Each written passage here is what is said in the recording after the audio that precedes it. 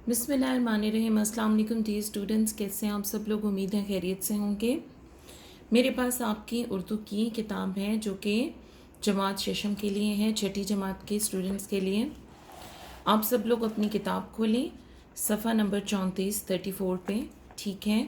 और हमारा जो सबक है, अगला सबक जो हमारी प्लानिंग में दिया गया है वो है सबक नंबर 7, यौम दिफा, ठीक है।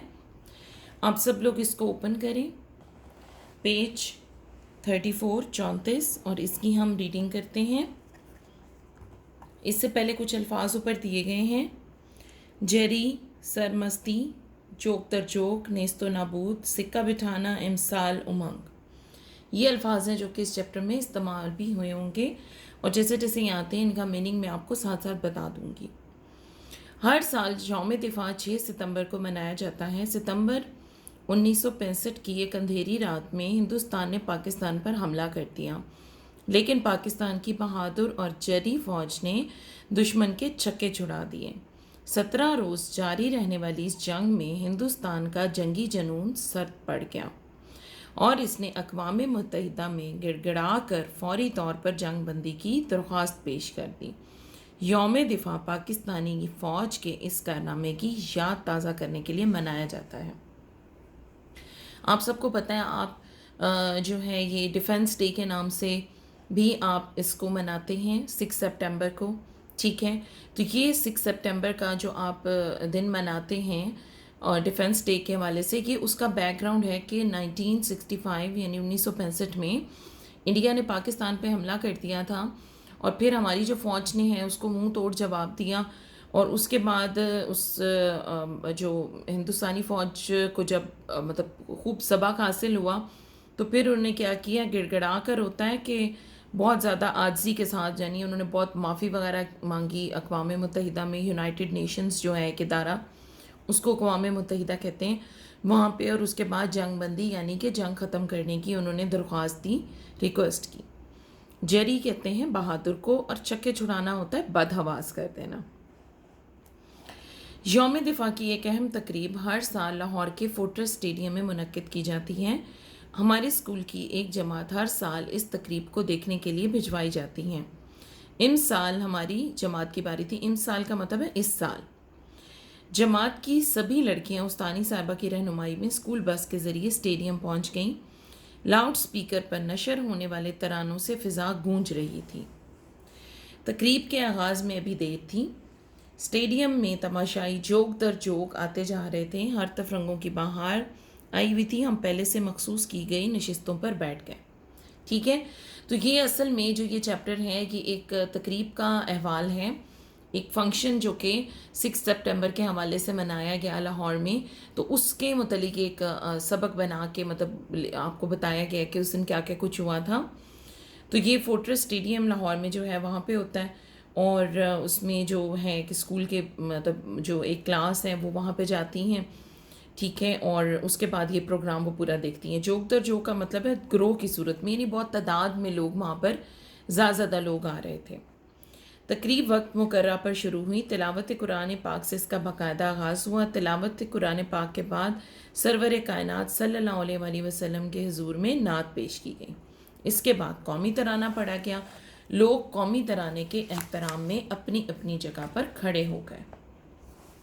इसके बाद फ़ौजी जवान मुख्तलिफ दस्तों की सूरत में मार्च करते हुए तमाशाइयों के सामने से गुजरे।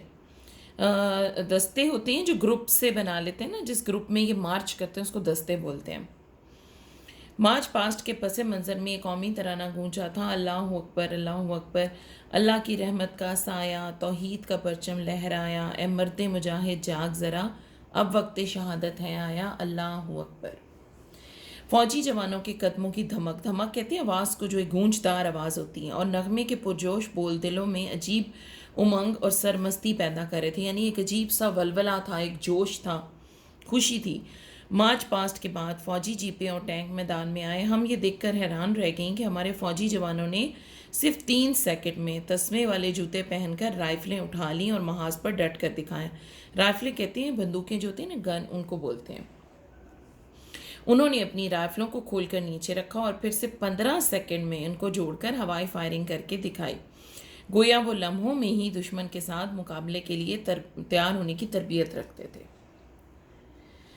چلتی ہوئی جیپوں سے اپنا مورچہ سنبھالنا ایسا حیرت انگیز منظر تھا کہ بے اختیار داد دینا پڑی۔ ناظرین نے جوش سے تالیاں بجا کر داد تحسین دی۔ ہوائی جہاز سے پیراشوٹ کے ذریعے چھلانگ لگانے کا منظر بھی سحر انگیز تھا۔ ایسے نوجوان بھی تھے جنہوں نے اپنی جسمانی طاقت کا مظاہرہ کر کے دکھایا۔ ایک بہادر فوجی نے 4 موٹر سائیکل سواروں کو رسے کی مدد سے ایسے روکے رکھا کہ پوری طاقت لگانے کے باوجود موٹر سائیکل 1 انچ بھی آگے نہ بڑھا سکے۔ ایک فوجی جوان نے چلتی ہوئی جیپ کو دونوں ہاتھوں سے روک کر دکھایا، جیپ سوار اسے 1 انچ بھی پیچھے نہ دھکیل سکا۔ ٹھیک ہے، یہ سارے مطلب وہاں پہ جیسے ڈفرینٹ سٹنٹس ہوتے ہیں جو کہ فوج کی طرف سے پریزنٹ کیے جاتے ہیں، یہ ان کی ڈیٹیل بتا رہے ہیں نا کہ کس طرح مطلب موٹر سائیکل کو انہیں روکا، یعنی طاقت کا مظاہرہ ہے نا کہ موٹر سائیکل یہ جیسے جیپ آپ کی بہت فورس کے ساتھ طاقت کے ساتھ آگے جاتی ہے تو انہوں نے اسے کس طرح روکا۔ ایک جوان نے تو اپنی طاقت کا ایسا سکہ بٹھایا، سکہ بٹھانا بیسیکلی یہ بھی ایک محاورتاً ایک لفظ ہوتا ہے کہ کسی پہ اپنی دھاک بٹھا دینا، اپنا روب ایک بٹھا دینا، کہ بہت دیر تک داد ملتی رہی۔ اس نے 2 جیپوں کو اس طرح روک کر دکھایا کہ دونوں کے منہ مخالف سمت میں تھے۔ جوان نے ایک جیپ کے ساتھ اپنی کمر لگائی اور پشت پر دونوں پاؤں ٹکا دیے۔ سیٹی بجی اور دونوں ڈرائیوروں نے ایک ساتھ اپنی جیپیں پیچھے دھکیل دی، مگر مجال ہے اس جوان کے پاؤں میں ذرا بھی خم آیا ہو۔ دونوں جیپیں اپنی جگہ پہیے گھماتی رہیں مگر جوان کے جسم میں خم نہ لا سکیں۔ خم کہتے ہیں جو ایک وہ کیا کہتے ہیں کہ جو اکٹھے ہونا، جیسے ٹانگیں بالکل سیدھی تھی نا اور کمر بالکل سیدھی تھی، تو خم یعنی اس کے اندر کوئی بھی کرو نہیں آ سکا، کوئی اس کو بینڈ نہیں کر سکے وہ اس کو نا۔ تو یہ بھی بڑا ایک زبردست مظاہرہ ہے طاقت کا۔ سب سے آخر میں فوجی اسلحے کی نمائش کی گئی۔ خدا کے فضل سے ہم نے اپنے دفاع کے لیے بابر، غوری، غزنوی، بدر اور حطف میزائل بنا رکھے ہیں۔ ہمیں وجہ طور پر اپنی بہادر افواج پر فخر ہے۔ اگر دشمن نے کبھی وطن عزیز کو میلی آنکھ سے دیکھا تو اسے نیست و نابود کر دیا جائے گا، یعنی تباہ و برباد کر دیا جائے گا۔ ہم کھانے پینے کا سامان ساتھ لے گئی تھی، لیکن ہم میں سے بہت سی لڑکیاں کھانا کھانا ہی بھول گئیں۔ سچی بات تو یہ ہے کہ دیکھنے کی چیز ہے، بتانے کی نہیں۔ آپ بھی اس تقریب کو ضرور دیکھنے جائیں، ٹھیک ہے؟ تو ڈیئر اسٹوڈنٹس، یہ یوم دفاع کے حوالے سے جو ایک تقریب ہے اس کا احوال آپ کو بتایا گیا، ٹھیک ہے؟ اب ہم اس کی مشق پر آ جاتے ہیں۔ تو سب سے پہلے تو آپ کے یہ سوال ہیں، بہت آسان ان کے جواب ہیں، چیپٹر میں سے بہت ایزیلی آپ کو مل جائیں گے۔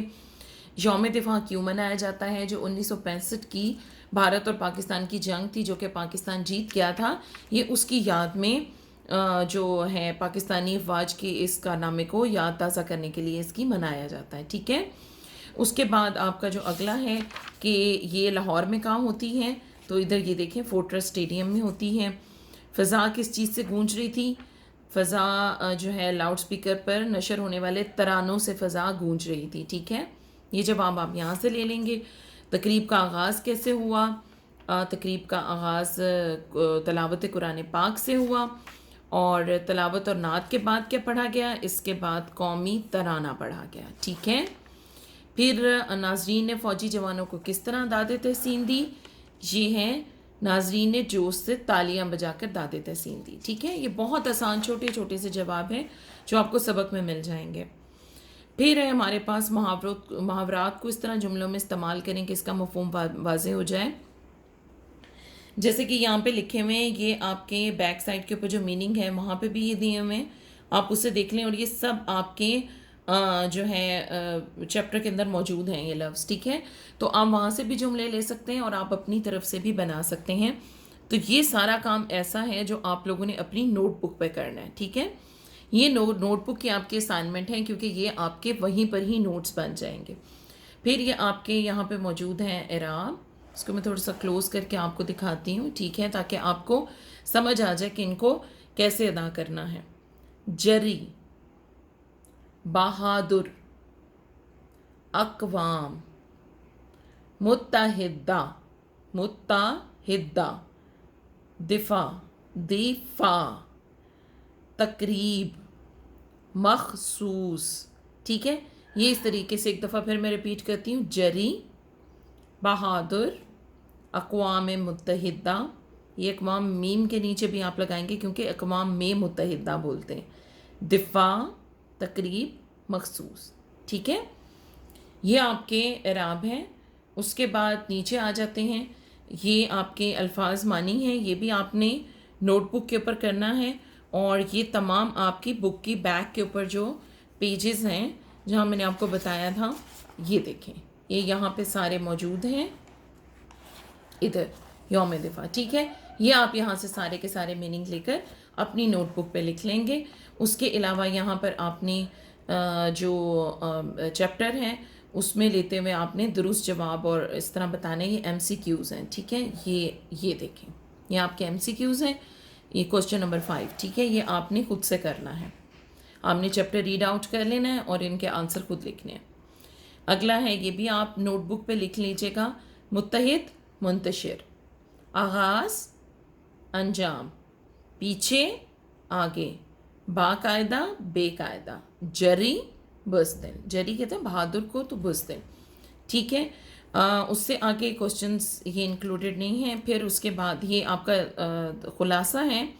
ٹھیک ہے، خلاصہ بھی آپ کو نوٹس کی فارم میں مل جائے گا. ٹھیک ہے، اور اس کے بعد آپ نے یہ کالم ہے الف اور بے، ان کو آپس میں ملانا ہے. ٹھیک ہے، جیسے یوم دفاع ہے تو اس کو آپ 6 سپٹمبر سے ملائیں گے. ٹھیک ہے، جری ہے تو بہادر سے ملائیں گے. ٹھیک ہے، یہ بھی آپ کا اپنا ٹاسک ہے، آپ نے خود کرنا ہے. نیکسٹ پیج پر ہم آ جاتے ہیں. ہمارے پاس یہاں ہے گرامر. اس میں ضمیر، وہ الفاظ جو اسم کی جگہ پر استعمال ہوتے ہیں انہیں اس میں ضمیر کہتے ہیں. اس میں ضمیر کا یہ فائدہ ہوتا ہے کہ بار بار جو نام ہے اسما وہ دہرانے نہیں پڑتے. جیسے کہ قائد اعظم 1876 کو کراچی میں پیدا ہوئے. قائد اعظم نے اپنی ابتدائی تعلیم کراچی سے حاصل کی. قائد اعظم مسلمانوں کے سچے رہنما تھے. قائد اعظم کی کوششوں سے پاکستان بنا. اب یہ دیکھیں، یہ 4 جگہ بار بار قائد اعظم لکھا ہے.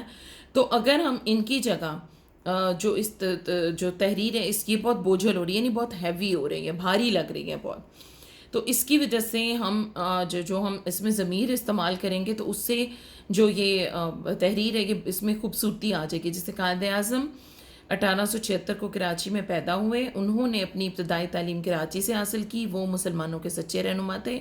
ان کی کوششوں سے پاکستان بنا. تو یہ جو انہوں، ان اور وہ، یہ سب کیا ہے؟ اس میں ضمیر ہے. اور اس میں ضمیر میں تذکیر و تانیث نہیں ہوتا، یعنی مذکر مونث نہیں ہوتے. جیسے کہ اگر آپ انگلش میں اگر آپ پڑھیں تو یہ ہوتی ہیں پروناؤنس. جیسے آپ ناؤن پڑھتے ہیں اور ساتھ پروناؤنس ہی، شی، اٹ، وی، دے، یہ سب ہوتے ہیں. لیکن وہاں ہی، شی آپ کا جو ہے وہ میل اور فیمیل میں یوز ہوتا ہے. جبکہ یہاں پر آپ کا تذکیر و تانیث یعنی مذکر مونث کا کوئی تعلق نہیں ہوتا اس میں ضمیر سے. یہ سب کسی کے لیے بھی یوز کیے جا سکتے ہیں. ٹھیک ہو گیا؟ یہاں تک تو ہو گیا ہمارا چیپٹر. اب ہم دیکھ لیتے ہیں کہ ہمارے پاس اور کیا چیز ہے. ٹھیک ہے، یہ اب آپ کا کام آ جائے گا منصوبہ بندی سے. ٹھیک ہے، اس میں ایک تو آپ کا جو ہے مکالمہ ہے. یہ 2 دوستوں کے درمیان ہے. پسندیدہ کتاب یا رسالے کے بارے میں. کہانی ہے آپ کی لالچ بری بلا ہے. اور تشریح اقتباس کے آپ کے اس دفعہ 2 پیراگراف ہیں. ٹھیک ہے، اور وہ میں آپ کو بھی بتا دیتی ہوں آپ کے چیپٹر میں سے ہی. ٹھیک ہے، وہ آپ کے ہیں. ایک تو پہلا جو آپ کا پیراگراف ہے یہ پہلے صفحے پر ہر سال سے لے کر منایا جاتا ہے. ایک آپ کا یہ پیراگراف ہے اور ایک اگلے ہی صفحے پر ہے آپ کا چلتی ہوئی جیپوں سے اور پیچھے نہ دھکیل سکا. ٹھیک ہے، یہ 2 پیراگراف ہیں جن کی اس دفعہ آپ کو تشریح اقتباس کرنی ہے. پھر آپ کا خلاصہ ہے. اس کے علاوہ یہ 2 سوال ہیں جو کہ آپ کی پلاننگ میں سے دیے گئے ہیں کہ ایک تو ہم نے یہ جو 6 سپٹمبر 1965 کی جنگ ہے اس کی شہیدوں کو خراج تحسین پیش کرنا ہے. اور اس کے علاوہ آپ کو سبق کا سب سے دلچسپ حصہ کون سا لگا اور کیوں.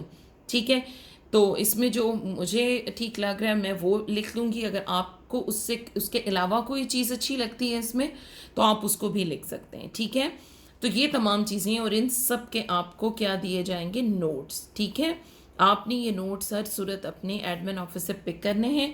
آگے آپ کو جیسے عید کے بعد ہالیڈیز بھی آ رہی ہیں تو آپ نے وہ دن ضائع نہیں کرنے. ٹھیک ہے، عید کو انجوائے ضرور کریں لیکن ساتھ اپنی اسٹڈیز پہ ضرور آپ لوگ توجہ دیں. ٹھیک ہے، تاکہ جب بعد میں آپ کی اسیسمنٹ نمبر 4 ہو تو آپ لوگوں کی یہ تمام چیزیں تیار ہوں. کیونکہ اس کے بعد آپ کے کورس میں سے کچھ اور بھی ایڈیشنز کر کے تو اور بھی چیزیں بیچ میں ایڈ کی جائیں گی، تو یہ نہ ہو کہ آپ کا کورس زیادہ ہو جائے کہ آپ کو برڈن لگے.